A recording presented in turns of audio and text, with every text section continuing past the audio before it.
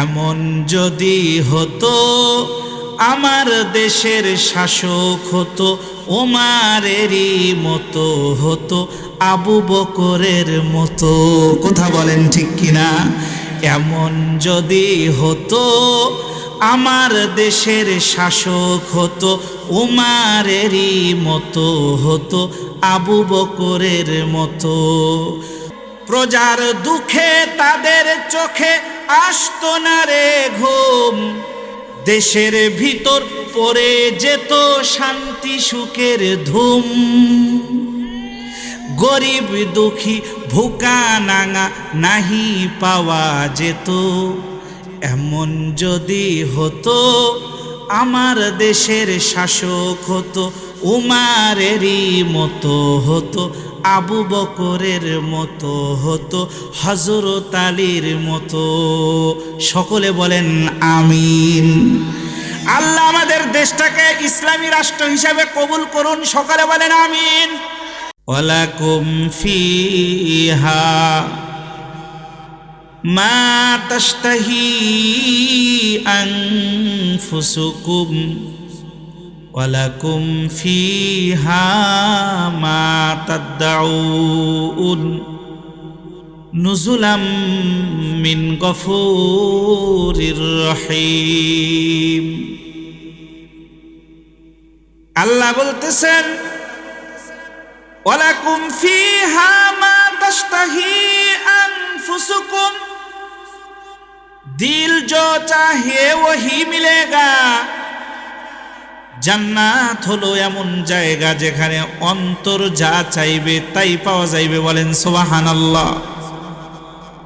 বান্দা কল্পনা করেছে, আল্লাহ দুনিয়াতে গরিব ছিলাম, টাকা ছিল না, পয়সা ছিল না, মালিক দুনিয়াতে দাম বেশি হওয়ার কারণে আনার ফল কিনে খাইতে পারি নাই, আমার একটু আনার খাইতে মন চাইছে। বলে বান্দা কল্পনা করতে দেরি হবে, বান্দার সামনে আনার ফল এসে হাজির হতে দেরি হবে না। বলেন সুবহানাল্লাহ। আশরাফ আলী থানভী রাহমাতুল্লাহ আলাইহি তার অনুসারীদেরকে নিয়ে জান্নাতের আলোচনা করতেছিলেন। এক পর্যায়ে আশরাফ আলী থানভী রাহমাতুল্লাহ আলাইহি বললেন, এ পৃথিবীর মানুষ শোনো, ওয়ালাকুম ফিহা মা তাশতাহি আনফুসুকুম, জান্নাত হলো এমন জায়গা যেখানে অন্তর যা চাইবে তাই পাইবে।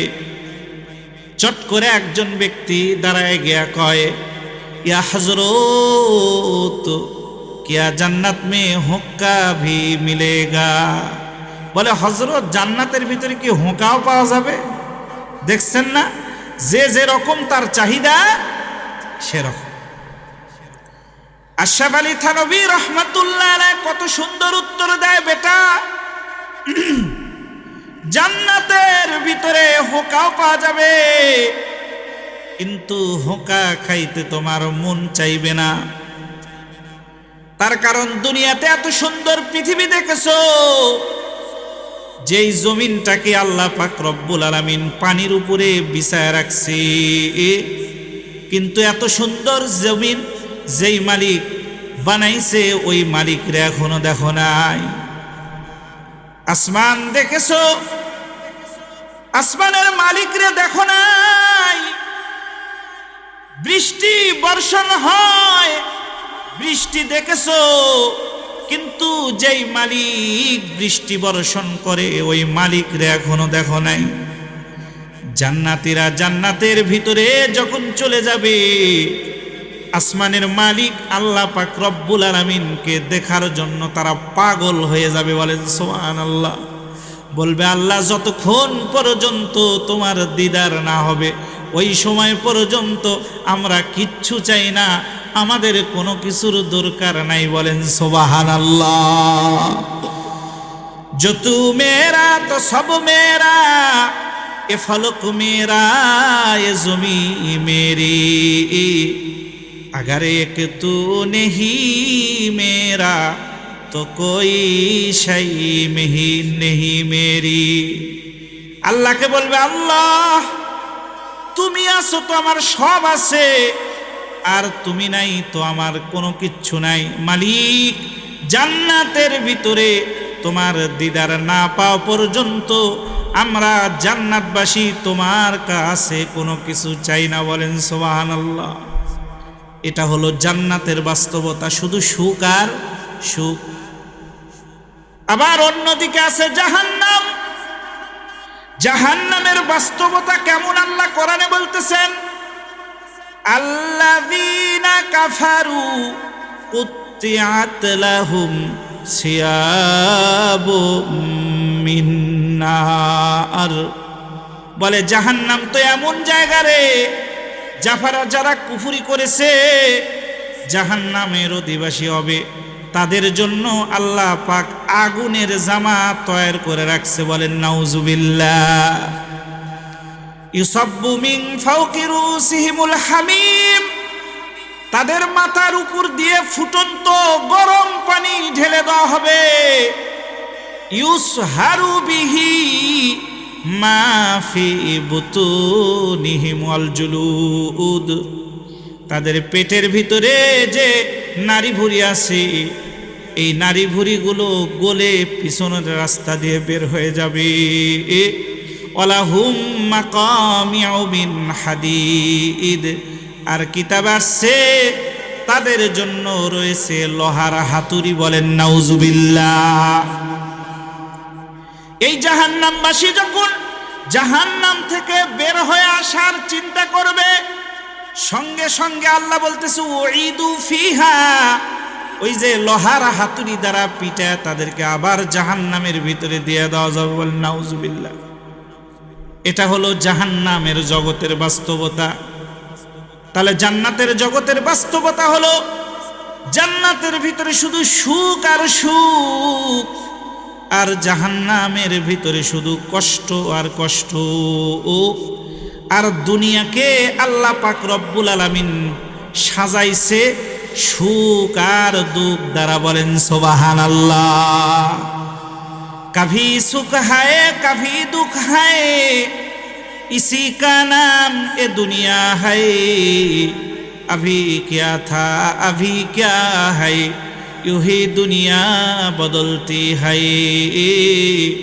अभी क्या था अभी क्या है, यूं ही दुनिया बदलती है। कवि बोलतेছেন कभी सुख है कभी दुख है, इसी का नाम ए दुनिया है। বলতেছে কখনো সুখ আবার কখনো দুঃখ, এর নাম হলো দুনিয়া। একজন ব্যক্তি সকালবেলা কোটি কোটি টাকার মালিক, গাড়ি বাড়ির মালিক, ঘরের ভিতরে এয়ার কন্ডিশন আছে, দামি সোফা আছে, স্ত্রী পুত্র সন্তানদেরকে নিয়ে সুখে আছে। বিকালবেলায় খবর আসলো সে দেউলিয়া হয়ে গেছে, তোমার সম্পদ অন্যজনের হাতে চলে গেছে, আবার কান্না করলো। কথা বলেন ঠিক কিনা? রাতের বেলায় স্ত্রী পুত্র সন্তানদেরকে নিয়ে খুশি ছিল, সকাল বেলায় খবর আসলো তোমার মা দুনিয়া থেকে চলে গেছে, আবার কান্না করলো। এজন্য আল্লাহ বলে পৃথিবীর মানুষ শোনো, আসমান এবং জমিনের দ্বারা যে দুনিয়াটাকে আমি সুন্দর করে সাজাইছি, এই দুনিয়াকে আমি আল্লাহ তাআলা সুখ দ্বারা সাজাইছি, আবার দুঃখ দ্বারা সাজাইছি। পৃথিবীর কোনো মানুষ যদি সব সময়ের জন্য সুখে থাকতে চায় কখনো পারবে না, আবার কেউ যদি সর্ব অবস্থার জন্য দুঃখে থাকতে চায় পারবে না। এজন্য দেখবেন দুনিয়াতে মানুষ এক সময় খারাপ অবস্থায় থাকে, আবার কিছুদিন পর অবস্থার পরিবর্তন হয়। কথা বলেন ঠিক কিনা? আবার কেউ ভালো অবস্থায় আছে, দেখবেন কিছুদিন পর আবার অবস্থার পরিবর্তন খারাপ হয়ে গেছে। কথা বলেন ঠিক কিনা? এজন্য বাজান, এই দুনিয়াটাকে আল্লাহ তাআলা সুখ দুঃখ দ্বারা সাজাইছে, কিন্তু এই দুনিয়াতে থাকার পরে আসমানের মালিক আল্লাহকে এক মুহূর্তের জন্য ভোলা যাবে না। কথা বলেন ঠিক কিনা? তাহলে বলতেছিলাম জান্নাতের জগতের বাস্তবতা হলো শুধু সুখ আর সুখ, জাহান্নামের জগতের বাস্তবতা হলো শুধু দুঃখ আর দুঃখ। কয় জান্নাতীরা যখন জান্নাতের ভিতরে চলে যাবে, আবার জাহান্নামীরা জাহান্নামের ভিতরে চলে যাবে। আল্লাহ তাআলা কোরআনে বলতেছেন, ফি জান্নাতি ইয়াতাসাআলুন। জান্নাতীরা জান্নাতের ভিতরে যাওয়ার পরে একজন আরেকজনকে প্রশ্ন করবে। কি প্রশ্ন করবে জানেন?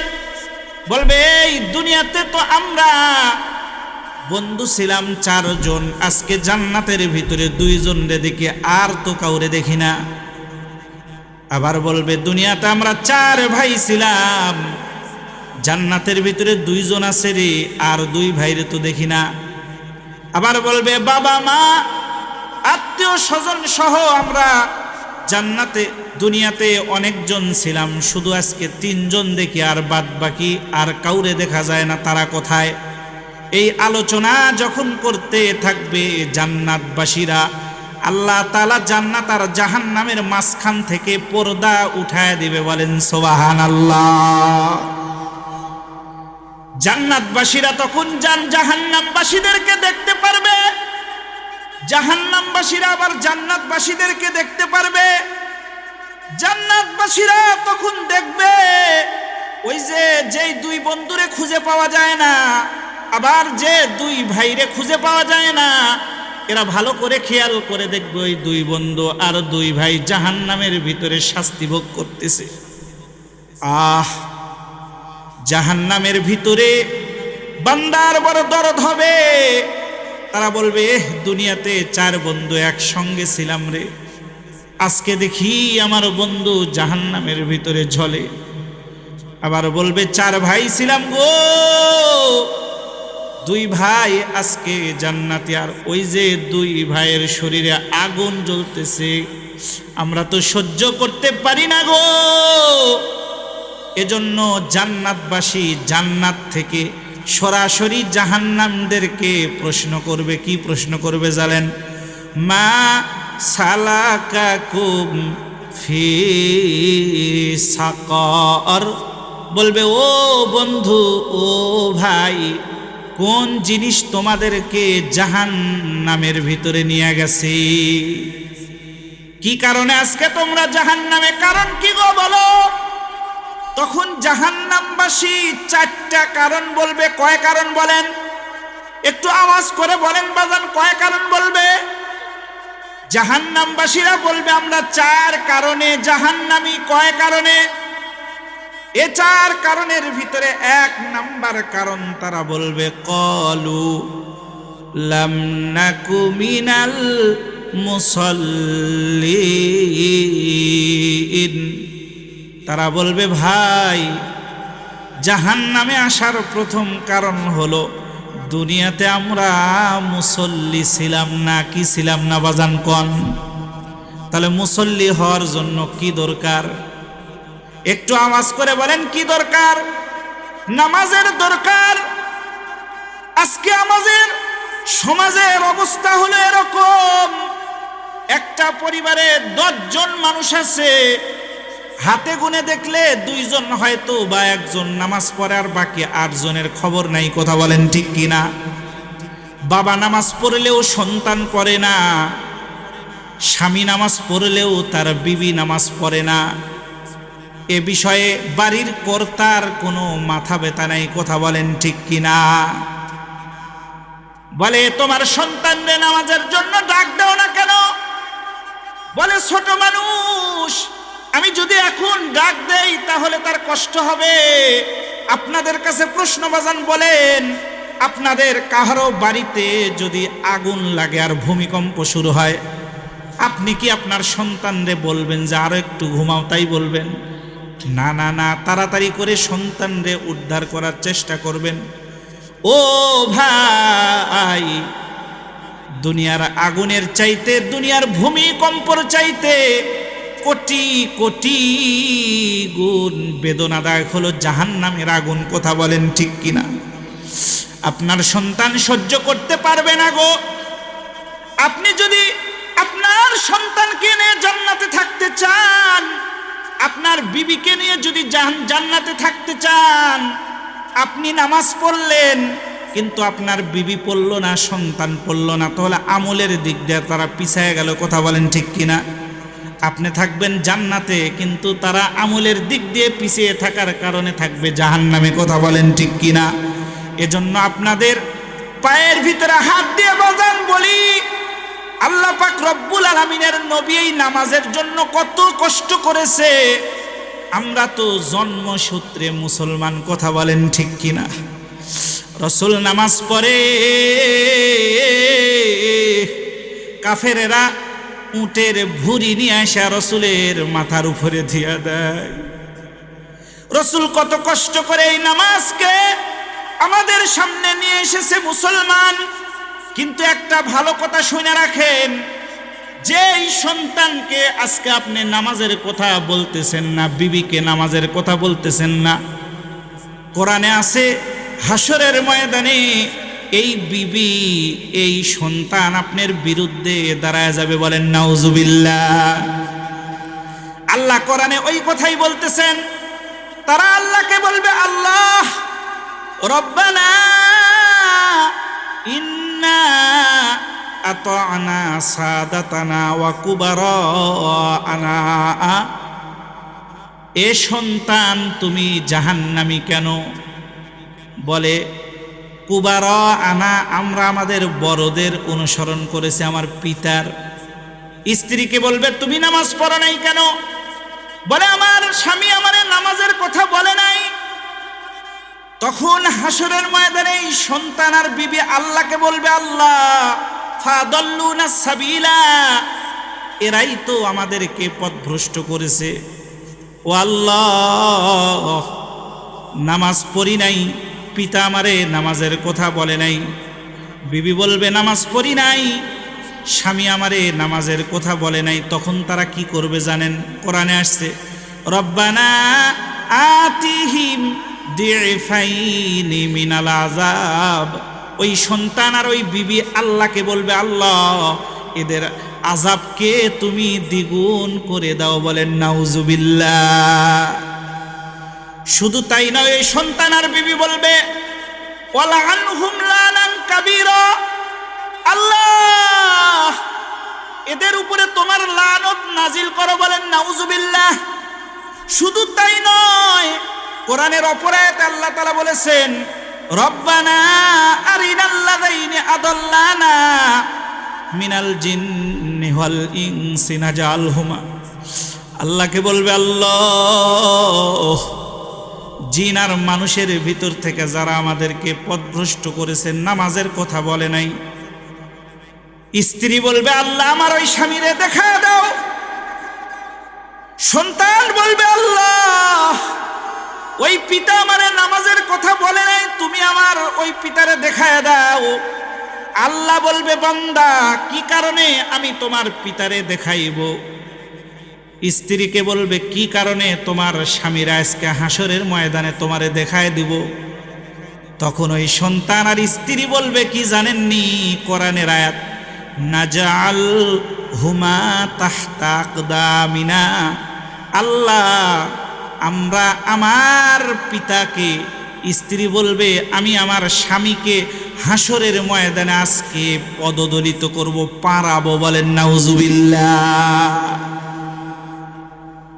এজন্য ভাই যারা নামাজ পড়েন না, আপনাদের পায়ের ভিতরে হাত দিয়ে বলি, ওই যে জান্নাতীরা জিজ্ঞেস করছে ভাই তোমরা কয় কারণে জাহান্নামী? তো জাহান্নামীরা বলছে 4 কারণ। কয় কারণ বলেন? 4 কারণের ভিতরে 1 নাম্বার বলেছে লাম নাকু মিনাল মুসাল্লিন, আমরা মুসল্লি ছিলাম না, নামাজ পড়ি নাই। কিন্তু আমাদের আল্লাহওয়ালারা কেমন ছিল বাজান? তাদের কাছে আগে নামাজ, তারপরে অন্য কাজ। বলেন সুবহানাল্লাহ। আর আমাদের হলো আগে আমার দোকানদারি, তারপরে নামাজ। আগে আমার ব্যবসা, তারপরে নামাজ। আগে আমার চাকুরি, তারপরে নামাজ। আগে আমার টাকা কামাইতে হবে, তারপরে নামাজ। আগে আমার ভ্যান চালাইতে হবে, তারপরে নামাজ। কিন্তু আমাদের আল্লাহওয়ালারা এরকম ছিল না। আগে নামাজ তারপরে ব্যবসা, আগে আমার চাকুরি তারপরে ব্যবসা, আগে আমার চাকুরি আগে আমার নামাজ তারপরে ব্যবসা, আগে আমার নামাজ তারপরে ভ্যান চালানি, এরকম ছিল আমাদের আল্লাহওয়ালারা বাজান। এজন্য আল্লাহ পাক রব্বুল আলামিন রিজকে হালালের খাজানার দরওয়াজা তাদের জন্য উন্মুক্ত করে দিয়েছিল। বলেন সুবহানাল্লাহ। আল্লাহ তাআলা বলে, বান্দা তুই নামাজ পড়বি, তোর রিজিকের দরওয়াজা আমি খুলে দিব। বলেন সুবহানাল্লাহ। কিন্তু আমরা কি বলি, রিকশাওয়ালারে যদি ভাই রিকশাওয়ালা নামাজ পড়ো না কেন, ব্যবসায়ীরা বলি ভাই ব্যবসায়ী নামাজ পড়ো না কেন, চাকুরিজীবীকে যদি বলি ভাই চাকুরিজীবী নামাজ পড়ো না কেন, তারা কত সুন্দর উত্তর দিয়ে দেয়, সারাদিন চাকুরি করি, ব্যবসা করি, নামাজ পড়ার টাইম নাই, ভ্যান চালাই, নামাজ পড়ার টাইম নাই। অথচ আগের যুগের আল্লাহওয়ালারা এরকম ছিল বাজান, তাদের সব কিছু বিসর্জন দিতে পারে। মসজিদের মিনারা আজান হলে মসজিদে যাওয়া তাদেরকে কেউ আটকাইতে পারে নাই। বলেন সুবহানাল্লাহ। ওই যে আবু আম্মার নামের একজন ব্যক্তি বাজারে গেছে রাজমিস্ত্রি আনার জন্য, গিয়ে বাজারের লোকদেরকে ডাক দিয়ে বলতেছে, ও বাজারের লোকেরা রাজমিস্ত্রি আছে নাকি একটু দেখায় দাও। তো একজন ব্যক্তি বলে, ভাই ওই যে বাজারের এক কোনায় গিয়ে দেখবেন একজন ব্যক্তি রাজমিস্ত্রি আছে, সে একজন ভালো মানুষ, যতক্ষণ পর্যন্ত কাজ না পায় ততক্ষণ পর্যন্ত বৈশা বৈশা আল্লাহর নামের জিকির করে। বলেন সুবহানাল্লাহ। যতক্ষণ পর্যন্ত কাজ না পায় ততক্ষণ পর্যন্ত কোরআনের তেলাওয়াত করে, অথবা আল্লাহর কুদরতি পায়ে সেজদা দেয়, নামাজ পড়ে। বলেন সুবহানাল্লাহ। সে একজন ভালো মানুষ, আপনি যান তার কাছ থেকে আপনি কাজ করে নিতে পারবেন। ওই ব্যক্তিটা চলে গেছে, যায় দেখে হ্যাঁ একজন ব্যক্তি বাজারের কোণে সুন্দর করে নামাজ পড়তেছি। যায় ডাক দিয়ে বলে, ভাই আপনি রাজমিস্ত্রি নাকি? বলে হ্যাঁ আমি রাজমিস্ত্রি। বলে ভাই আমার বাড়ির পিছনের দেয়ালটা ভেঙে গেছে, আপনি যদি আমার বাড়ির পিছনের দেয়ালটা একটু সুন্দর করে মেরামত করে দিতেন তাহলে আমার জন্য উপকার হইতো। আল্লাহওয়ালা ওই লোকটি ডাক দিয়ে বলে, ভাই আমি তো রাজমিস্ত্রি, আপনার বাড়ির কাজ করার জন্যই আমি রেডি আছি, সমস্যা নাই, আপনার বাড়ির পিছনের দেয়াল আমি ঠিক করে দিব, কিন্তু আপনার বাড়িতে কাজ করার জন্য আমার দুইটা শর্ত আছে। কয়টা শর্ত বলেন? এ মুসলমান একটু আওয়াজ দিয়ে বলেন কয় শর্ত? এক নাম্বার শর্ত দিল, বর্তমানে রাজমিস্ত্রির বাজার মূল্য হলো 2 টাকা, আপনি কিন্তু আমারে 2 টাকা দিতে পারবেন না। 2 টাকা রাজমিস্ত্রির বাজার মূল্য, এটা এই যুগে না অনেক যুগে আগে যুগে বলেন তো বাজার?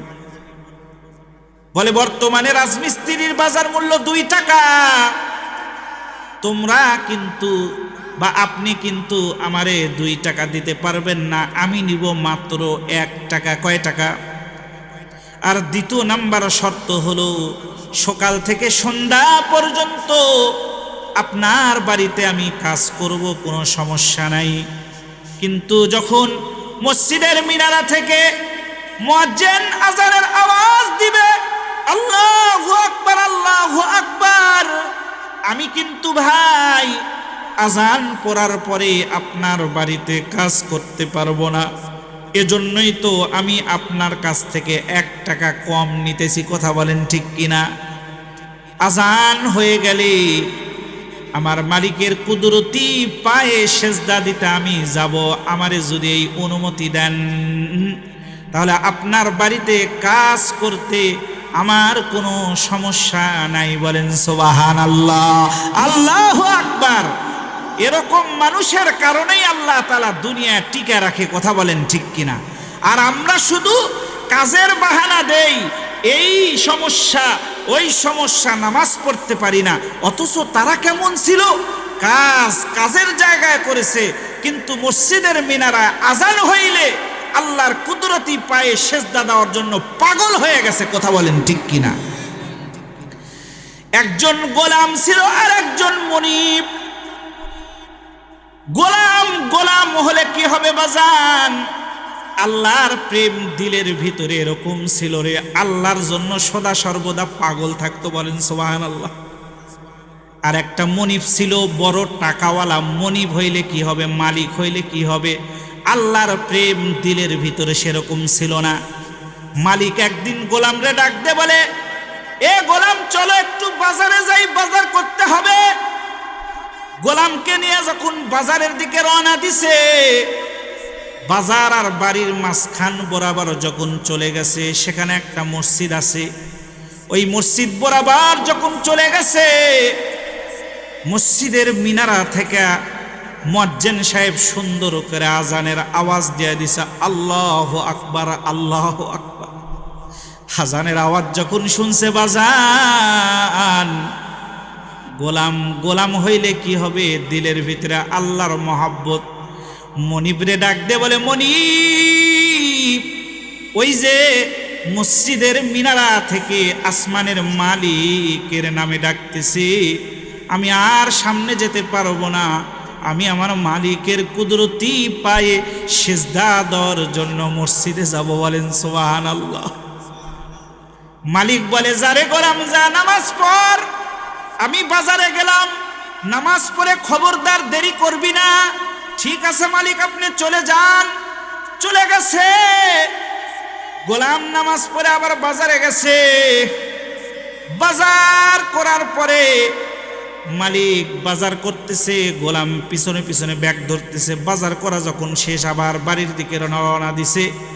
আল্লাহর কি কুদরত বাজান, ওই মসজিদের কাজ পর্যন্ত যখন চলে আসছে, আসরের পরে বাজার করতে একটু দেরি হয়ে গেছে। মসজিদ বরাবর আসার সঙ্গে সঙ্গে মাগরিবের নামাজের আজান দিয়ে দিছে। বলেন সুবহানাল্লাহ, আল্লাহু আকবার। বলে মালিক, ওই যে দেখেন, আপনি তো দুনিয়ার মালিক, আসমানের মালিক আমারে ডাকতেছে, আজান হয়ে গেছে, আর আমি সামনে যাইতে পারবো না। মনিব বলতেছে, ঠিক আছে, আমি বারান্দায় ব্যাগ নিয়ে বসে আছি, তুমি তাড়াতাড়ি মসজিদের ভিতরে ঢুইকা নামাজ পড়ে বের হয়ে আসো। মনিব মসজিদের বারান্দায় বসে আছে। গোলাম সুন্দর কইরা ওযু কইরা মসজিদের ভিতরে যায় নামাজ আদায় করা শুরু করছে। মানুষের নামাজ হয়ে গেছে, মসজিদ থেকে বের হয়ে গেছে, কিন্তু গোলাম এখনো বের হয় না। গোলাম নামাজ পড়তেছে। পিছনে বারান্দায় দুনিয়ার মনিব বসে আছে, এটা গোলামের মনে নেই। বলেন সুবহানাল্লাহ। নামাজ তো এরকম হওয়া দরকার। কথা বলেন ঠিক কিনা? আমরা আমাদের নামাজ পড়ি, আবার নামাজের ভিতরে দোকানের হিসাব করি। কথা বলেন ঠিক কিনা? নামাজ সেজদা দেওয়া হয়ে গেছে। বলে, নামাজ কয় রাকাত হলো? কেউ কয় 3 রাকাত, আবার কেউ কয় 2 রাকাত। একজন বলে, ভাই আমি গ্যারান্টি সহকারে বলতে পারি নামাজ 3 রাকাত। বলে, কেমনে এত শিওর হয় বলতে পারো?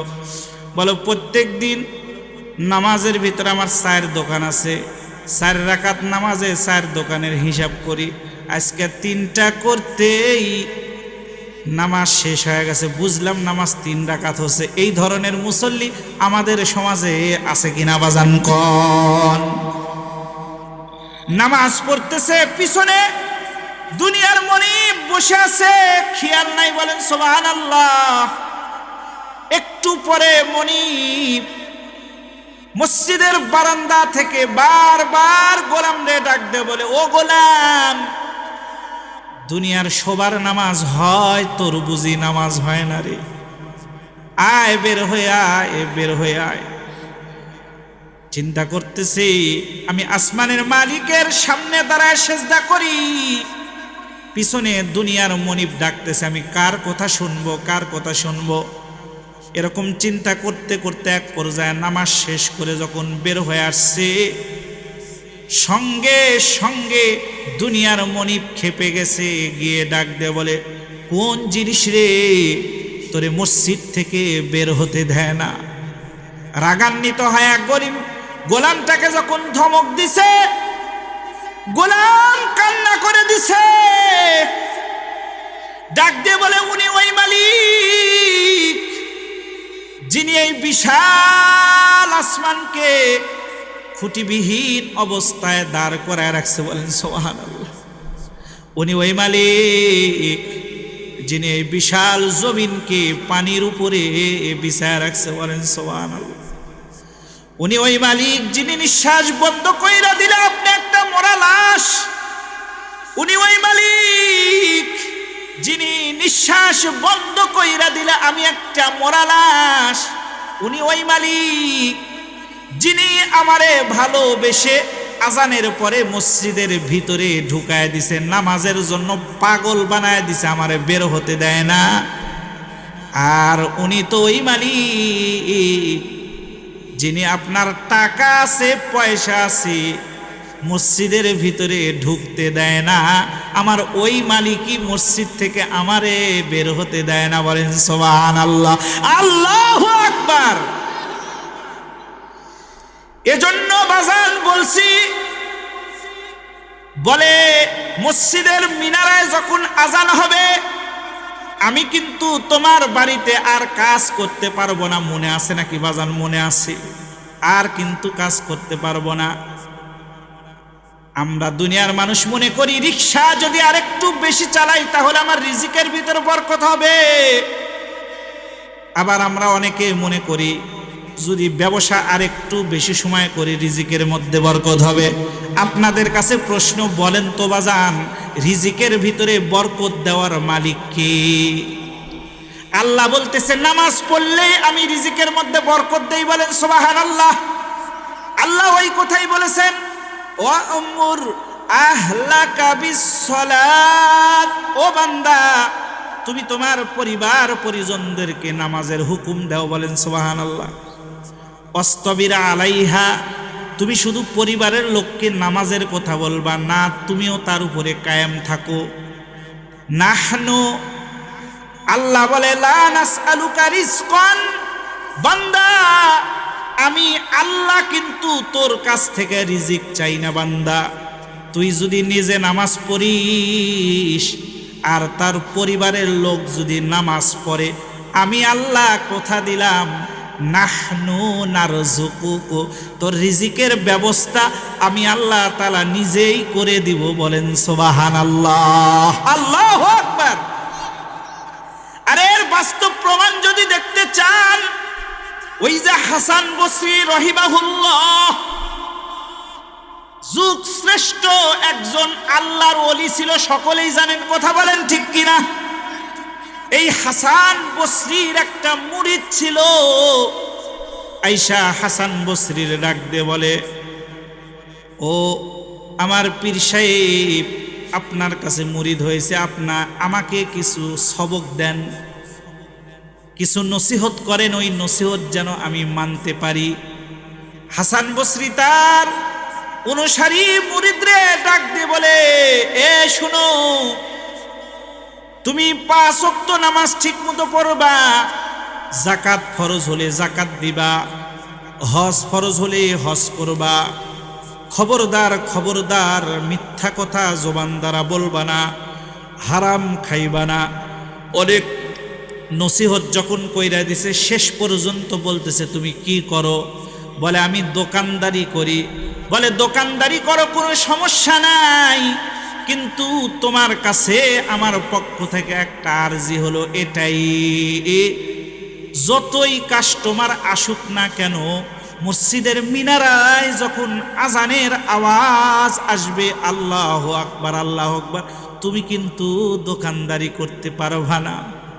ডাক দে বলে, ঠিক আছে, আপনার কথাগুলো আমি পালন করার চেষ্টা করব। একদিনের অবস্থা, সকাল থেকে সন্ধ্যা পর্যন্ত দোকানে বসে আছে, কোনো কাস্টমার আসে নাই।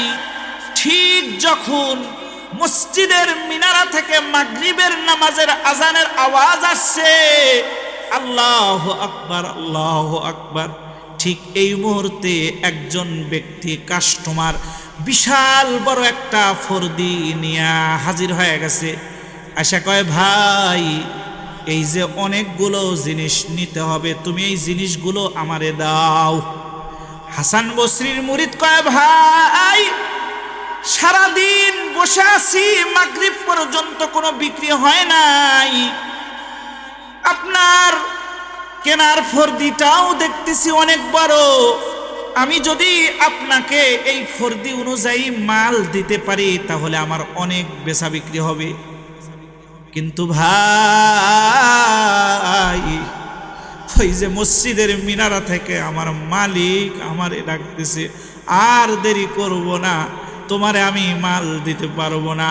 এই যে আমার দোকানের পাশে একটা ইহুদির দোকান আছে, ওখান থেকে তুমি মাল নিয়ে যাও, মসজিদে আজান হয়ে গেছে আর আমি বিক্রি করতে পারবো না। বলেন সুবহানাল্লাহ।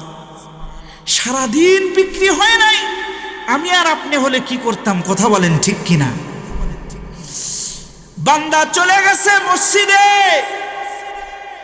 এদিকে ওই কাস্টমার যখন ইহুদির দোকানে চলে গেছে, ইহুদি মুস্কি মুস্কি হাসে আর কয়, বোকা মুসলমান রে, এত বড় একটা ফর্দি নিয়ে আসছে, জিনিসপাতি না বেচেই নামাজ পড়তে গেল। ও মুস্কি মুস্কি হাসে আর কয়, এরকম বেশি বেশি কাস্টমার যেন নামাজের টাইমে তার দোকানে আসে, তাহলে সে আমার দোকানে পাঠাবে। বলেন নাউজুবিল্লাহ। আসমানের মালিকের কাছে কথাটা ভালো লাগে নাই, ভালো লাগে নাই। শুনেন, নামাজ পড়ার জন্য চলে গেছে, নামাজ হয়ে গেছে, মাগরিবের নামাজ পড়ার পরে দোকানে যখন এসে বসেছে, আল্লাহ পাক রব্বুল আলামিন আসমানের মালিক এত কাস্টমার পাঠাইছে, ওই ব্যক্তি বিক্রি করেছে। কত বিক্রি? বলে একটা দোকানদার এক মাসেও যা বিক্রি করতে পারে না, মাগরিবের পরে আইসা দোকানে বসার পরে এক মাসের বিক্রি অল্প সময়ের ভিতরে করে ফেলেছে। বলেন সুবহানাল্লাহ। পরের দিন মুরিদ যখন হাসান বসরির সাথে দেখা করতে গেছে, এদিকে আল্লাহ তাআলা হাসান বসরির কাশফের মাধ্যমে জানায় দিছে। বলেন সুবহানাল্লাহ। হাসান বসরি রহিমাহুল্লাহ ডাক দিয়ে বলে, ও ভাই, মনে হয় গতকালকে তোমার দোকানে অনেক বিক্রি হয়েছে না? বলে, হ্যাঁ হুজুর, হ্যাঁ অনেক বিক্রি হয়েছে। বলে, কত বিক্রি হয়েছে? বলে, হুজুর একটা দোকানদার এক মাসেও যা বিক্রি করতে পারে না এরকম বিক্রি করেছি, অনেক কাস্টমার আমার দোকানে এসেছিল। হাসান বসরি ডাক দিয়ে বলে, আল্লাহর শুকরিয়া আদায় কর রে, ওই যে কিছু মানুষ আইসা যে তোর দোকান থেকে জিনিসপাতি নিয়ে গেছে, আর কেউ নয়, আল্লাহ তাআলা আসমানের ফেরেশতারে কাস্টমার বানায়া তোর দোকানে পাঠায় দিছে। বলেন সুবহানাল্লাহ, আল্লাহু আকবার। আল্লাহ ওই কথাই বলতেছে, বান্দা লা নাসআলুকা রিজকান, আমি কিন্তু তোর কাছ থেকে রিজিক চাই না, নাহনু নারযুকু, ও বান্দা তুই আমার কাছে চাইলেই আমি তোরে রিজিক দ্বারা ভরপুর করে দিব। বলেন সুবহানাল্লাহ। আল্লাহ অপর আয়াতে বলেন, ওমাই ইয়াত্তাকিল্লাহা ইয়াজআল লাহু মাখরাজা, বান্দা যদি আমারে ভয় করতে পারে তাহলে আমি আল্লাহ তাআলা তার জন্য রিজিকের হাজারো দরজা খুলে দিব। বলেন সুবহানাল্লাহ। আল্লাহ বলে, ওয়ারযুকুহু মিন হাইসু লা ইয়াহতাসিব, এমন জায়গা থেকে বান্দারে রিজিক দিব বান্দা কোনোদিন কল্পনাই করে নাই। বলেন সুবহানাল্লাহ। অপর আয়াতে আল্লাহ তাআলা বলেছেন, আমি কিন্তু ওয়াজের শুরুতে একটা আয়াত আপনাদের সামনে তেলাওয়াত করেছি। আয়াতটা কি? আল্লাহ বলতেছেন, লাউ আন্না আহলাল কুরা আমানু, এ শোনো, কোন গ্রামের মানুষ, কোন জনপদের লোক যদি আমি আল্লাহ তাআলার উপরে ঈমান আনতে পারে, ওয়াত্তাকাউ, আর তাকওয়া ভিত্তিক জীবন যদি যাপন করতে পারে, আমাকে যদি ভয় করতে পারে তাহলে আমি আল্লাহ কি করব জানো?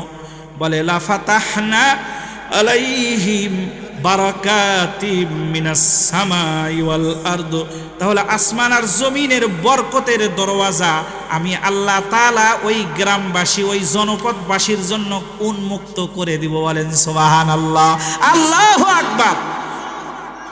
আল্লাহর ভয় দিলে আনলে আল্লাহ বলে তোর জমিন থেকে যে ফসল হবে এই ফসল আমি বাড়ায় দিব। বলেন সুবহানাল্লাহ। আমি আল্লাহকে যদি ভয় করতে পারো আসমান থেকে আমি তোমাদের জন্য রহমত বৃষ্টির সাথে সাথে রহমত নাজিল করব। বলেন সুবহানাল্লাহ। বলে আর বাস্তব প্রমাণ যদি দেখতে চাও রে তাহলে ওই আফগানিস্তানের ইতিহাসের দিকে তাকায় দেখো, যে আফগানিস্তানকে একদিন নয় দুই দিন নয় 36 বছর পর্যন্ত যেই আফগানিস্তানকে কুফরি শক্তি কুক্ষিগত করে রেখেছিল, আপনারা জানেন এই 36 বছরের ভিতরে কিছুদিন সোভিয়েত ইউনিয়ন ওই আফগানিস্তানের ভিতরে কর্তৃত্ব চালাইছে। আবার রাশিয়ার মতো পরাশক্তি আফগানিস্তানকে দখল করার চেষ্টা করেছিল রে, কিন্তু আফগানের তালেবানদের তাকওয়া আর ইমানের কাছে তারা হেরে গেছে। বলেন সুবহানাল্লাহ। পালায় যেতে বাধ্য হয়েছে। আবার শেষ পর্যায়ে এসে যখন আফগানিস্তান বিজয়ীরা লাভ করবে, এর পূর্বে পৃথিবীর ভিতরে যাকে বলা হয় সুপার পাওয়ার আমেরিকা, এই আমেরিকা এসে আফগানিস্তানকে দখল করেছিল, কিন্তু তালেবানদের ঈমান আর তাকওয়া এমন ছিল রে, তালেবানদের তাকওয়ার কাছে হেরে গিয়ে আমেরিকা পর্যন্ত পালায় যেতে বাধ্য হয়েছে। আল্লাহ তাআলা আফগানিস্তানের জমিনকে ইসলামী রাষ্ট্র হিসাবে কবুল করেছে। বলেন সুবহানাল্লাহ, আল্লাহু আকবার। এটা কেন হয়েছে? কেন হয়েছে? ওই যে আল্লাহ বলছে আমারে যদি ভয় করতে পারো লা ফাতাহনা আলাইহিম বারাকাতিম মিনাস সামাই ওয়াল আরদ, আসমান এবং জমিনের বরকতের দরওয়াজা খুলে দিব। কি বরকত হয়েছে একটু মনোযোগ সহকারে শুনেন বাজান। এই যে আমাদের পার্শ্ববর্তী একটা দেশ আছে, যে দেশের নাম হলো ভারত, কথা বলেন ঠিক কিনা? এই ভারতের বিশাল বড় একটা ধনী লোক আছে যার নাম হলো মুকেশ আম্বানি। কি নাম বলেন?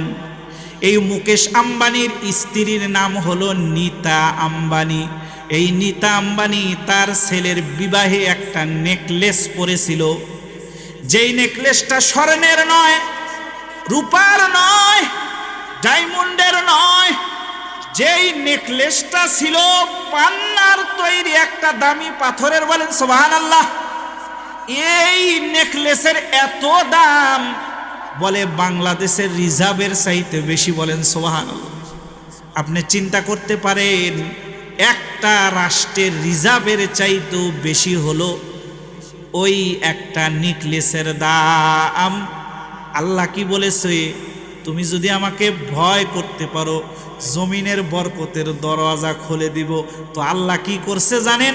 এই দামি পাথর পান্নার খনি আল্লাহ তাআলা আফগানিস্তানের মাটির ভিতরে তৈরি করে দিছে। বলেন সুবহানাল্লাহ, আল্লাহু আকবার।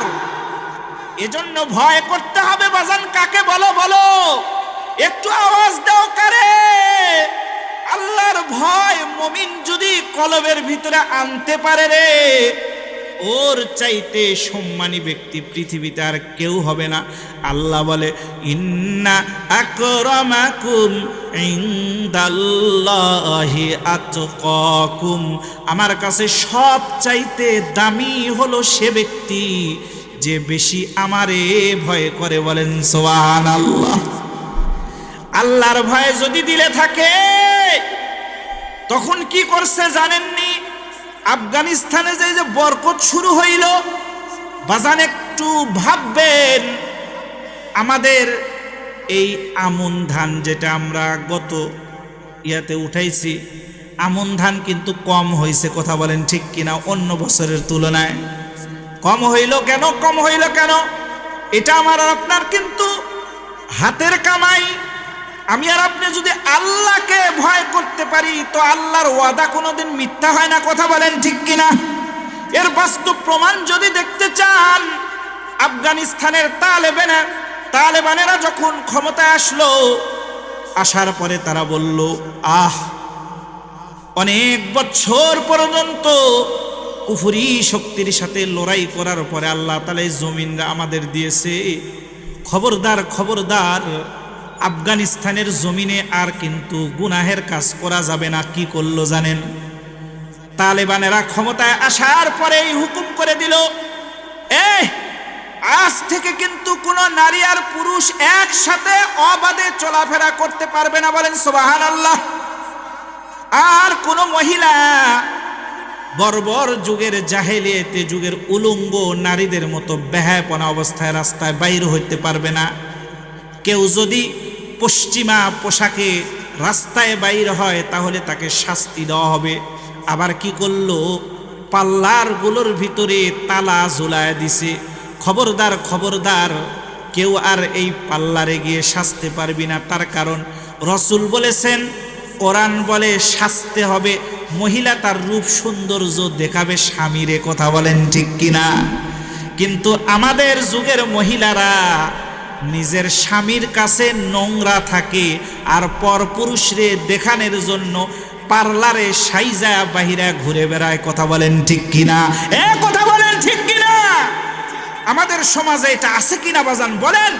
আল্লাহর কসম করে বলতেছি, শোনো মুসলমান, সব সুখ আল্লাহ পাক রব্বুল আলামিন লুকায় রাখছে নবী মুহাম্মাদের সুন্নাতের ভিতরে, বলেন সুবহানাল্লাহ।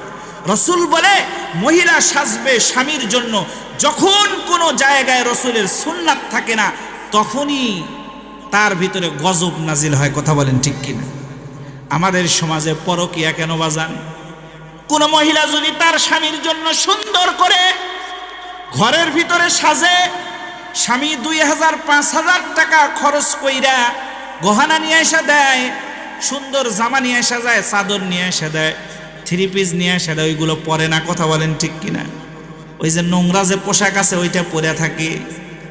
তো স্বামী চিন্তা করে, আহারে, ঘরের ভিতরে যেটা আছে এটা তো নোংরা, আর বাহিরে যখন যায়, অফিসে চাকরি করে, অফিসের চেয়ারে বসে আছে, কত সুন্দর, চুলটা ভালো, ও চেহারাটা সুন্দর, পোশাকটা সুন্দর। ও এখন চিন্তা করে অফিসেরটা ভালো নাকি আমার বাড়িরটা ভালো। এ যখন মিলায় দেখে বাড়িরটা তো নোংরা হয়ে আছে, তাহলে অফিসেরটার সাথে একটু সম্পর্ক করা যায় কিনা, কথা বলেন ঠিক কিনা? এভাবেই আমাদের সমাজে পরকিয়া চলে আসছে, কথা বলেন ঠিক কিনা? কিন্তু বাজান, রসুলের স্ত্রীরা কেমন ছিল? বাহিরে তো তারা যায় নাই, বরং সদা সর্বদা বাড়ির ভিতরে রসুলের জন্য সেজেছে, বলেন সুবহানাল্লাহ। সাহাবায়ে কেরামের স্ত্রীরা কেমন ছিল বাজান? তারা পর পুরুষরে দেখানোর জন্য সাজে নাই, তারা তাদের নিজের স্বামীকে দেখানোর জন্য সাজিয়েছে। এজন্য মহিলা যারা শুনতেছেন, মা, আপনাদেরকে অনুরোধ করতেছি, ও মা, পর পুরুষের কাছে যাওয়ার জন্য সুন্দর করে সাজেন না, নিজের স্বামীকে দেখানোর জন্য সাজেন, ভালোবাসার অভাব হবে না, কথা বলেন ঠিক কিনা? আবার আমাদের সমাজের কিছু যুবক আছে এরকম, নতুন বিবাহ করার পরে বউরে নিয়ে রাস্তা দিয়ে ঘুরে বেড়ায়, কথা বলেন ঠিক কিনা? যদি জিজ্ঞেস করা হয়, ভাই সঙ্গে এটাকে, বলে তোমার ভাবি, মাশাল্লাহ দেখতে তো খুব সুন্দর, কয় থ্যাংক ইউ, আছে কিনা কোন? আবার কিছু যুবক আছে বউকে বেপরদায় নিয়ে ঘুরে বেড়ায়, যদি জিজ্ঞেস করা হয়, ভাই বেপরদা কইরা বউরে নিয়ে বাইর হইছো কেন? বোরকা পরাইলেই তো পারতে। তো কি উত্তর দেয় জানেন? কয় তোমার ভাবি সুন্দরী, এলাকার লোক জানে না, জানার একটা দরকার আছে। এজন্য নিজের বউরে এলাকার মানুষরে দেখায় দেখায় হক আদায় করে, এই ধরনের যুবক আমাদের সমাজে অভাব নাই, কথা বলেন ঠিক কিনা? আবার কিছু বেহায়া যুবক আছে এরকম, নতুন বিবাহ করার পরে নিজের স্ত্রীর ছবি ফেসবুকে আপলোড করে, কথা বলেন ঠিক কিনা? আপনাদের কাছে প্রশ্ন, বলেন তো বাজান, ফেসবুক এটা পাবলিক সাইট নাকি পার্সোনাল সাইট? এ কথা কোন আওয়াজ দেন, ফেসবুক এটা পাবলিক সাইট না পার্সোনাল সাইট? আর বউ এটা পার্সোনাল না সব পাবলিকের? এ আওয়াজ দেন, বউ এটা পার্সোনাল না সব পাবলিকের?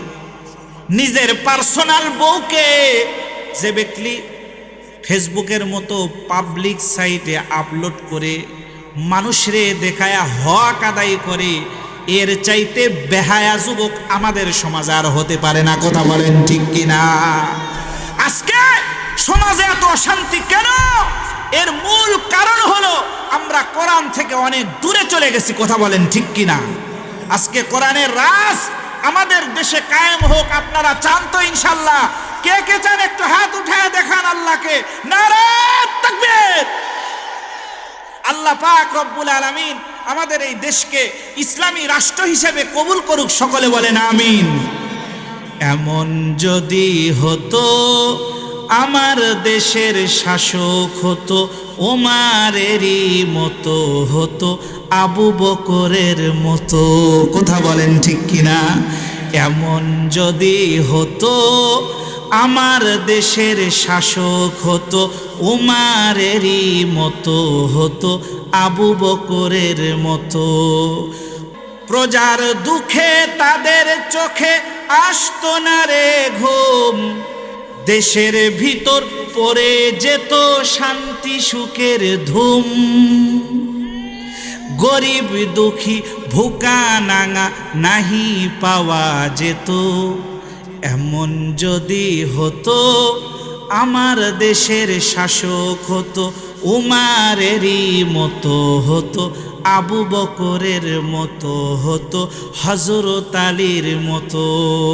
সকলে বলেন আমিন। আল্লাহ আমাদের দেশটাকে ইসলামী রাষ্ট্র হিসাবে কবুল করুন, সকলে বলেন আমিন। আরে আমাদের দেশে ভোটের আগে নেতা আইসা পা ধরে, কথা বলেন ঠিক কিনা? আমার একটা ভোট দেন। আহারে মুসলমান, আপনারা দেখেছেন আমার নেতার চরিত্র ফুলের মতো পবিত্র, নামাজ পড়ে না এক ওয়াক্ত, কথা বলেন ঠিক কিনা? এই ধরনের নেতাকে আর কয়দিন ভোট দিবেন?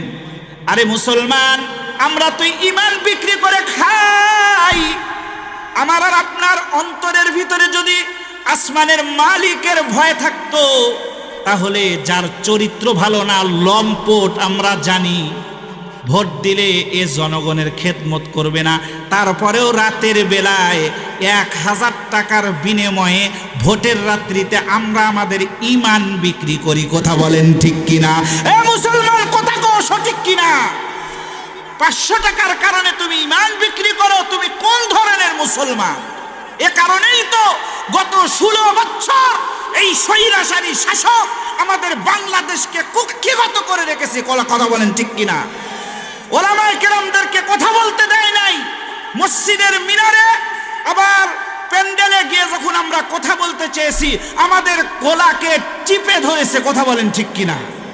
এই স্বৈরাচারী শাসক তৈরি হয়েছে আমাদের হাতের কারণে, কথা বলেন ঠিক কিনা? অথচ সেই 16 বছর কত কথা বলল, আল্লাহ ছাড় দেয়, ছেড়ে দেয় না, কথা বলেন ঠিক কিনা?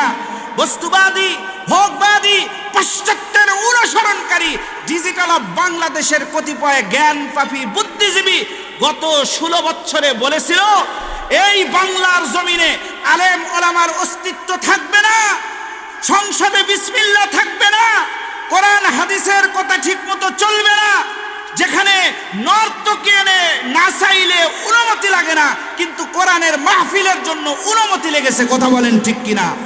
আবার কেউ কেউ বলেছে ওলামায়ে কেরামের অস্তিত্ব থাকবে না, আল্লাহ বলে আলেম থাকবে, কোরআন থাকবে, আমার দেশ থাকবে, দেশের মুসলমান থাকবে, তুই থাকবি না। টাকলা মুরাদ বলেছিল কেন বাজান বলেন? আল্লাহ তাআলা কিচ্ছু করে নাই, শুধু একটা রেকর্ড ফাঁস করে দিয়ে আকাশচুম্বী জনপ্রিয়তা থেকে এক মুহূর্তের ভিতরে আস্থা করে নিক্ষেপ করেছিল, কথা বলেন ঠিক কিনা? গত 16 বছরের স্বৈর শাসক মানুষের বাক স্বাধীনতা নষ্ট করে দিয়েছিল। আপনাদেরকে একটা কথা বলি বাজান, মানুষের কথা বলার অধিকার যদি কেড়ে নেওয়া হয় তাহলে সে ব্যক্তির অস্তিত্বের মৃত্যু ঘটে। কথা বলেন ঠিক কিনা? কত কথা বলেছে, আল্লাহ ছাড় দেয়, ছেড়ে দেয় না, পালায়ে যেতে বাধ্য হয়েছে, ভাষণ দেওয়ার সময় পায়নি। কথা বলেন ঠিক কিনা? এজন্য এদেশে মুসলমান কষ্ট লাগে মাহফিলের অনুমতির জন্য। গত 16 বছর ঘন্টার পর ঘন্টা এরকম দাড়িওয়ালা মুলবি, বড় বড় আলেম ওলামা, শাইখুল হাদিস নাস্তিকের সামনে ঘন্টাকে ঘন্টা দাঁড়িয়ে থেকেছে। কথা বলেন ঠিক কিনা? তারপরে নর্তকী সংসদ হলো পবিত্র জায়গা, যেখানে হবে কোরআনের কথা, দেশের কথা, জনগণের কথা। সেখানে নাস্তিক মার্কা যেগুলা নর্তকী আছে, মমতাজের মতো অপবিত্র একটা মহিলা, যে বলে সে নাকি বুখারী শরীফ পড়ছে, বলেন নাউজুবিল্লাহ। এই মমতা এই সংসদে যাওয়ার পরে কি বলেছিল? গান বলেছিল। কথা বলেন ঠিক কিনা? এই গান বলে সংসদের মতো পবিত্র জায়গাকে এরা শেষ করে দিয়েছে, এরা নষ্ট করে দিয়েছে। আমার দেশের সংসদের স্পিকার যদি দেশের শ্রেষ্ঠ আলেম হয় কত না ভালো হবে। কথা বলেন ঠিক কিনা? আপনারা এরকম রাষ্ট্র চান তো ইনশাআল্লাহ? কে কে চান একটু হাত উঠায় দেখান। নারায়ে তাকবীর। আল কোরআনের আলো। আগামীর দেশ হবে কোন? কোরআনের দেশ। আগামীর দেশ হবে, আগামীর দেশ হবে আলেম ওলামার দেশ। কথা বলেন ঠিক কিনা? আল্লাহ কবুল করুক, সকলে বলেন আমিন। এজন্য বাজান বলছিলাম, ভয় করতে হবে কারে বলেন? কারে ভয় করতে হবে? আল্লাহকে ভয় করতে হবে। আপনি যদি আল্লাহকে ভয় করতে পারেন তো পুরা পৃথিবী আপনার পায়ের কাছে এসে নত হবে। কথা বলেন ঠিক কিনা? এজন্য বলেছিলাম একটু মনোযোগ দিয়ে শোনেন বাজান। জান্নাতীরা জাহান্নামীদেরকে ডাক দিয়ে কয়, মা সালাকাকুম ফি সাকর, এ তোমাদেরকে কোন জিনিস জাহান্নামের ভিতরে নিয়ে গেল? কয় কারণ বলেছিল বাজান? কয় কারণ বলেন? 4 কারণ বলেছিল। 4 কারণের ভিতরে দ্বিতীয় নাম্বার কারণ, প্রথম বলেছিল ক্বালু নাম লাকু মিনাল মুসাল্লিন। দ্বিতীয় বলতেছে ওয়ালাম নাকু নুতঈমুল মিসকিন। দ্বিতীয় যে কারণে আমরা জাহান্নামী সেটা হলো আমরা এতিমদেরকে খাবার দিতাম না।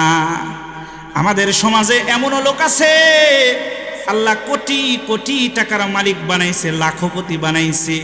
একটা ভিক্ষুক যদি 5টা টাকার জন্য এরকম করে হাত পাতায় তার চেহারা কালো হয়ে যায়। কথা বলেন ঠিক কিনা?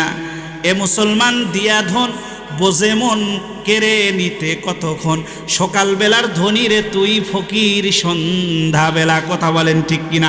আল্লাহ পারত রে ওই ভিক্ষুকের জায়গায় তোরে রাখতে। আল্লাহ তাআলা তো কোরআনের অপর জায়গায় বলেছেন, অফি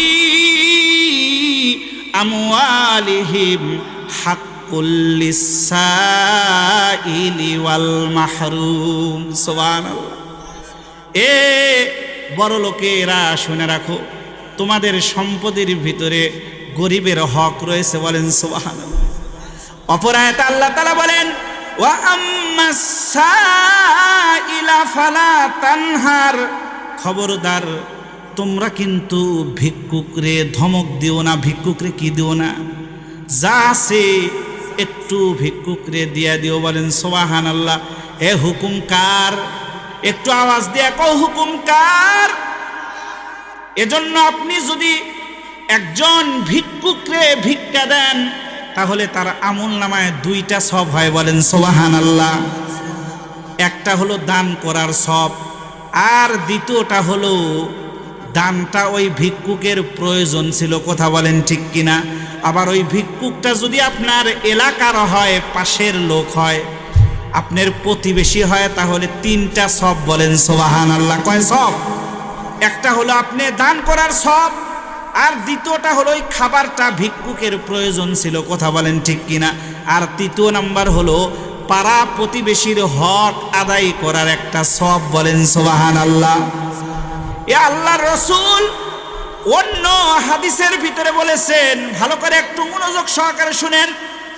অন্য হাদিসের ভিতরে রাসূল বলেছেন, قال النبي صلى الله عليه وسلم أفشوا السلام وأطعموا الطعام وصلوا الأرحام وصلوا بالليل والناس نيام।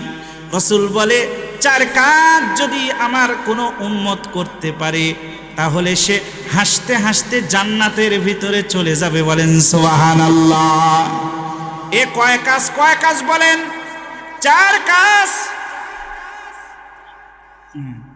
কয় কাজ বলেন? 4 কাজ। 4 কাজের ভিতরে রাসূল প্রথম বললেন আফশুস সালাম, বেশি বেশি একে অপরকে সালাম দাও। বলেন সুবহানাল্লাহ। বলে, এক মুসলমান আর এক মুসলমানকে যদি সালাম দেয় তো 2 মুসলমানের ভিতরে মহব্বত বাড়ায় দেয় কি? একটু আওয়াজ দিয়ে বলেন কি? আরে মুসলমান শুনো, নবী মুহাম্মাদের চাইতে এত দামি মানুষ পৃথিবীতে আজ পর্যন্ত আসে নাই, কিয়ামত পর্যন্ত আসবে না। কিন্তু আল্লাহর রাসূল এত নিরহংকার ছিলেন, কোনদিন কোন ব্যক্তি নবী মুহাম্মাদের সালাম দিতে পারে নাই। বলেন সুবহানাল্লাহ, আল্লাহু আকবার। আল্লাহর রাসূল সর্ব অবস্থায় সকলকে আগে সালাম দিছে। হাদিসে আসছে, কেউ যদি আগে সালাম দিতে পারে তাহলে বোঝা গেল তার অহংকার নাই। বলেন সুবহানাল্লাহ। এজন্য আমরা বেশি বেশি একজন অপরজনকে সালাম দিব। পারবো তো ইনশাআল্লাহ? কিভাবে সালাম দিবেন? সালাম আলাইকুম, তাই দেখছেন অধিকাংশ মুসলমান আমরা সালাম দিতে পারি না। কথা বলেন ঠিক কিনা? আমরা কেউ বলি সালাম আলাইকুম, সালাম আলাইকুম, বিভিন্ন ধরনের কথা। এগুলো শুদ্ধ না। এগুলো কি শুদ্ধ সালাম? আজ থেকে শিখেন। বলেন আসসালামু, হামজাটা আগে আসবে। আমরা কি সালাম আলাইকুম, কোনো শব্দ আছে নাকি? কোন তো দেখি। আসসালামু আলাইকুম বলেন সুন্দর করে সালামটা না, আসসালামু আলাইকুম। পারবেন তো ইনশাল্লাহ?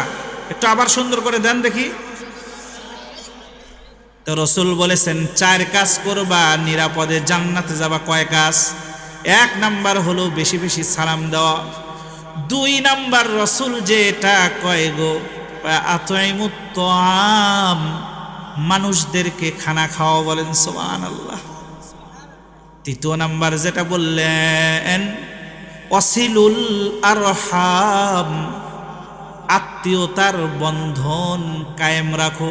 আমাদের সমাজে এমন লোক আছে ভাই ভাইয়ের সাথে কথা কয় না। কথা বলেন ঠিক কিনা? আমাদের সমাজে এমন লোক আছে নিজের বোনের সাথে কথা কয় না। কথা বলেন ঠিক কিনা? একজন আরেকজনের সাথে কথা কয় না। আবার আমাদের সমাজে এমন লোক আছে যারা অন্যের সম্পত্তি জোর জবরদস্তি করে দখল করে নেয়। কথা বলেন ঠিক কিনা? আপনাদেরকে একটা হাদিস শোনায়, হাদিস শোনা আলোচনা শেষের দিকে যাব।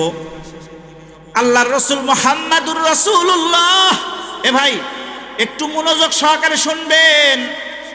রাসূলুল্লাহ সাল্লাল্লাহু আলাইহি ওয়াসাল্লাম একদিন সাহাবায়ে কেরামদের বললেন, আতাদুরুনা মানিল মুফলিস, ও সাহাবায়ে কেরাম বলো দেখি তোমাদের ভিতরে সবচাইতে নিঃস্ব কে? ক্বালু আল মুফলিসু ফিনা মান। সাহাবায়ে কেরাম বলল, ইয়া রাসূলুল্লাহ, আমাদের ভিতরে সবচাইতে নিঃস্ব হলো ওই ব্যক্তি লা দিরহাম লাহু ওয়ালা মাতাআ, যার কোনো টাকা নাই পয়সা নাই, সে হলো আমাদের ভিতরে সবচাইতে নিঃস্ব। কিন্তু রাসূল বলেন, ক্বালা ইন্নাল মুফলিসা মিন উম্মতি মান, আমার উম্মতের ভিতরে সবচাইতে নিঃস্ব হলো ওই ব্যক্তি ইয়াতি ইয়াউমাল কিয়ামাতি বিসসালাতিন ওয়া সিয়ামিন ওয়া যাকাতিন, বলে হাসরের ময়দানে অনেক নামাজের সব নিয়ে উঠবে, যাকাতের সব নিয়ে উঠবে, আবার দানের সব নিয়ে উঠবে। তার আমল দেখবে পাহাড় সম, আমল দেখে খুশি হয়ে যাবে, আল্লাহর অনুমতির অপেক্ষায় শুধু থাকবে কখন আল্লাহ অনুমতি দিবে তো জান্নাতে যাবে। ঠিক এমন মুহূর্তে একজন ব্যক্তি আইসা আল্লাহকে বলবে, আল্লাহ, তোমার যে বান্দা জান্নাতে যাওয়ার জন্য রেডি হয়ে আছে তার বিরুদ্ধে আমার কিছু অভিযোগ আছে। আল্লাহ বলবে, কি অভিযোগ? বলে, আল্লাহ, দুনিয়াতে আমি ছিলাম গরিব, সে ছিল ধনী। আমি ছিলাম অসহায়, আর সে ছিল প্রভাবশালী। তার জমির কাছে আমার জমি ছিল। আল্লাহ সে তার বাড়ির সৌন্দর্য বর্ধন করার জন্য আমার জমিটা জোর জবরদস্তি করে দখল করে নিয়েছিল। আমি গ্রামের মতব্বরের কাছে বিচার দিয়েছিলাম, কিন্তু টাকা খাইয়ে ঠান্ডা করে রেখেছিল। আমাদের সমাজে এই ধরনের কাজ হয় কিনা বাজান কোন?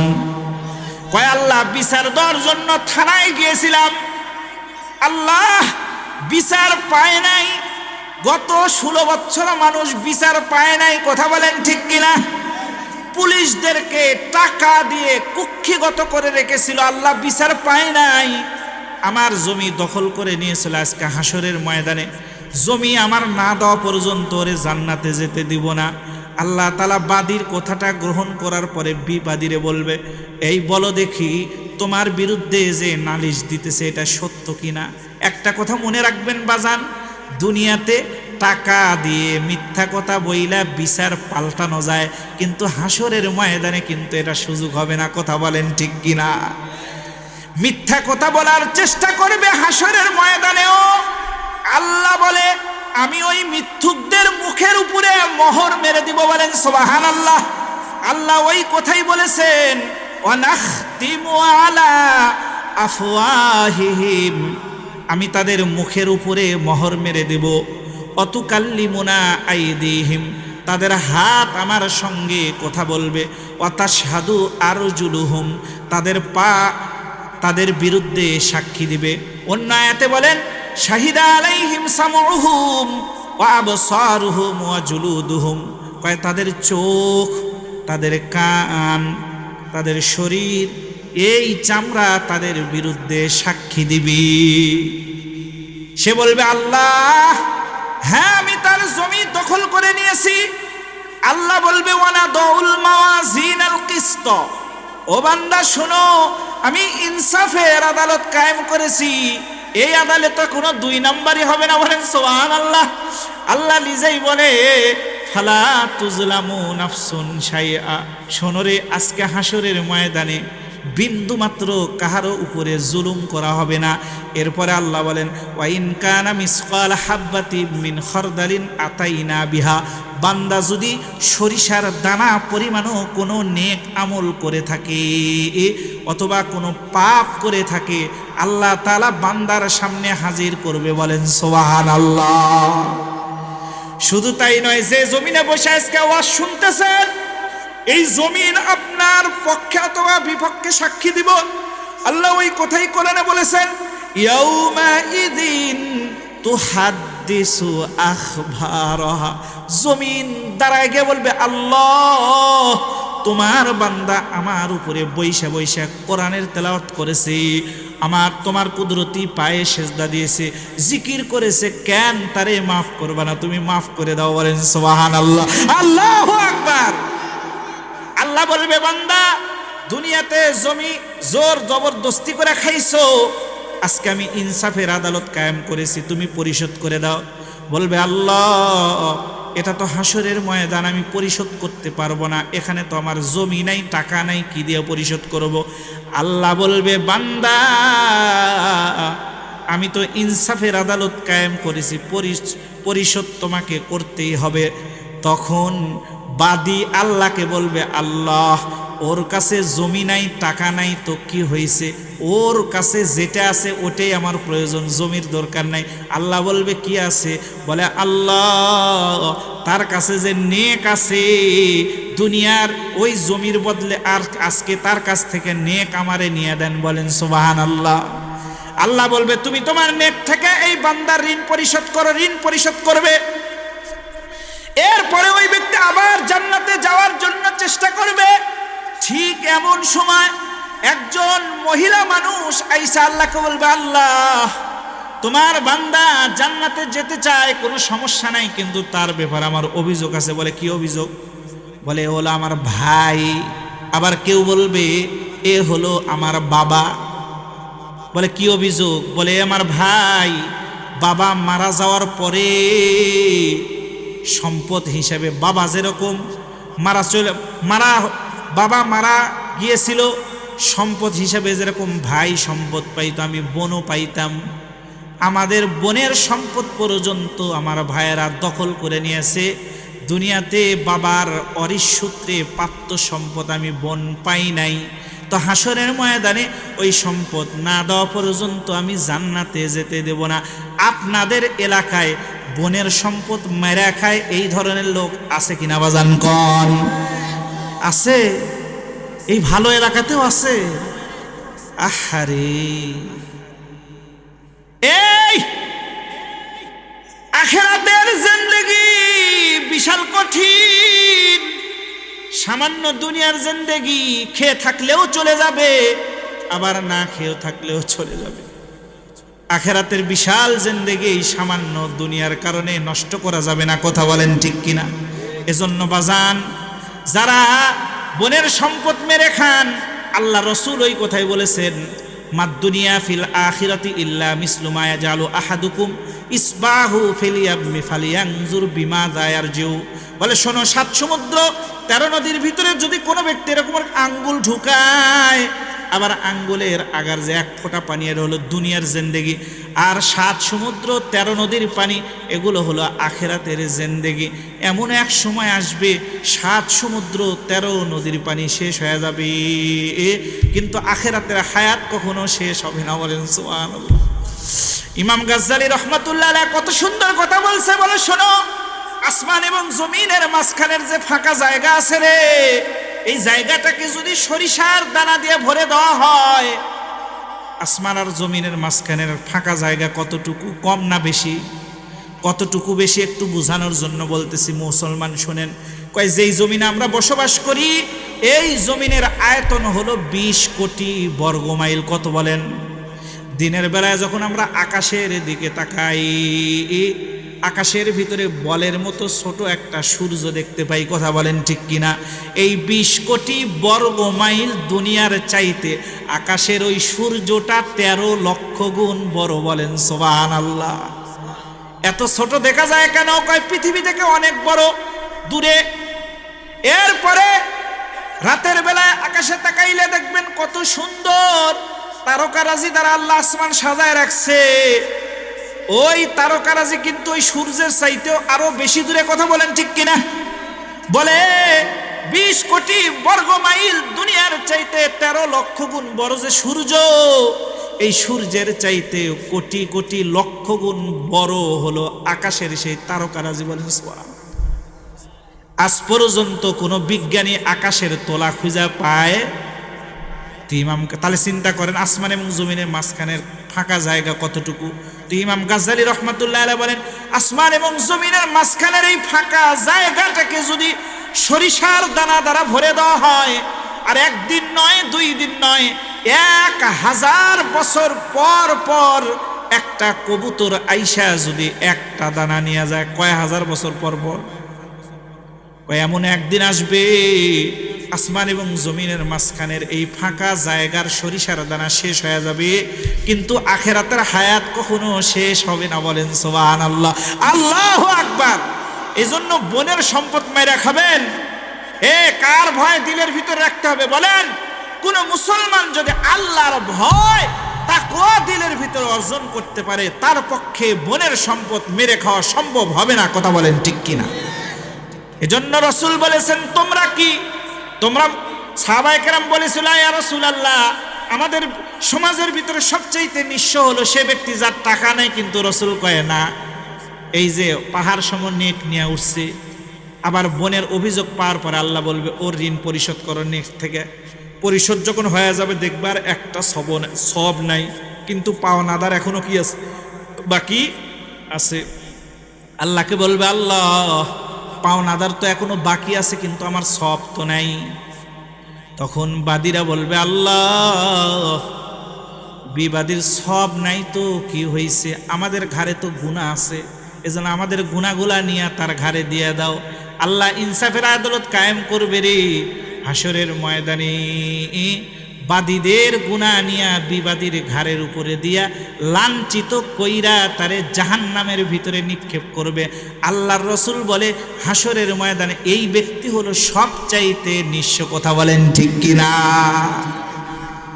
মনে করুন আপনাদের এলাকার 10 জন যুবক মাছ মারার জন্য বগুড়ার করতোয়া নদীতে গেল। 10 জনের ভিতরে 9 জন মাছ পায় নাই, 1 জন পাইছে। বিশাল বড় বোয়াল মাছ লিয়ে আইসাই করতোয়া নদীর নিকটে রাইখাই আনন্দে আত্মহারা হয়ে লাফায় আর কয়, এ বোয়াল পাইছি রে, বোয়াল পাইছি। বলেন তো বাজান, বোয়ালের চোখ আছে কিনা কোন? তো চোখ খুইলা বোয়াল দেখে যে মালিক লাফায়, তো মালিকের লাফালাফি দেখে বোয়ালেরও লাফ দিতে মনে চাইছে। তো এক লাফে গিয়া করতোয়া নদীর ভিতরে চলে গেছে। আরে উদাহরণটা বুঝানোর জন্য দিলাম। আপনাদের কাছে প্রশ্ন, বলেন তো বাকি 9 জন যে মাছ পায় নাই তাদের বেশি কষ্ট হবে নাকি যে ব্যক্তি পাওয়ার পরে হারাইলো তার বেশি কষ্ট হবে? পাওয়ার পরে হারাইলো তার বেশি কষ্ট হবে। কথা বলেন ঠিক কিনা? আল্লাহর রাসূল বলে হাসরের ময়দানের নেক এত ছিল, এত পাওয়ার পরেও নিঃস্ব হয়ে জাহান্নামে গেল, এর চাইতে অসহায় আল্লাহর দুনিয়ায় আমার উম্মতের ভিতর আর কেউ হতে পারে না। কথা বলেন ঠিক কিনা?